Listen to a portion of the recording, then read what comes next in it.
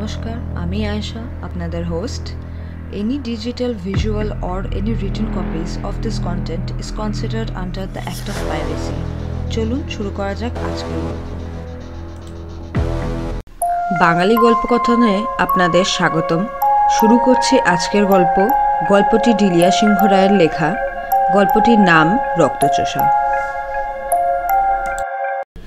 পূর্ণিমার ভরাট বড় গোলাকার চাঁদ আজ যেন একটু বেশি উজ্জ্বল হয়ে আছে। তার আলো যেন কোনো রহস্যময়ীর আঁচল। নমিতার প্রতিচ্ছবিটি পড়ল ভাঙা জানলার কাচটির ওপর। সে পিছু নিয়েছে ভগ্নপ্রায় ফাটা দেওয়ালের ওপরে পড়া এক অজানা ছায়ামূর্তির। এই ছায়ামূর্তিটি কে আজ সে জেনেই ছাড়বে। রোজ এই অজানা ছায়ামূর্তি তার পিছু নেয়। আজ বিগত 7-8 দিন ধরে সে উপলব্ধি করছে সে যেন একা নয়। হঠাৎ সে দেখল সেই ছায়ামূর্তি আর শুধুই ছায়া নেই, সেই ছায়া একটি বলশালী পুরুষের আকার ধারণ করল। কি আশ্চর্য সুপুরুষ চেহারা তার! একটি কালো কুচকুচে কোট পরে আছে সে। দেখে মনে হচ্ছে আসল মখমল।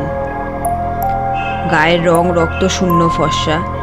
চাঁদের আলোয় তার গায়ের রং যেন আরো বেশি চকচক করছে।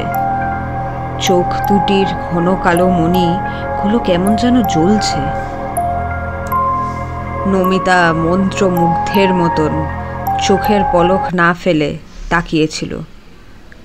হঠাৎ তার ঘোর ভাঙিয়ে সেই অবিশ্বাস্য সুন্দর ছায়ামূর্তি বলে উঠল, এখানে আসা তোমার ঠিক হয়নি। তার গলা তার পরনের মুখমলের মতনই ভারী, কিন্তু খুবই মসৃণ, কিন্তু গম্ভীর। Please do not forget to like, share and subscribing on to Bangali Golpokothan channel. Do visit our channel Bangali Golpokothan. Thanks for tuning in.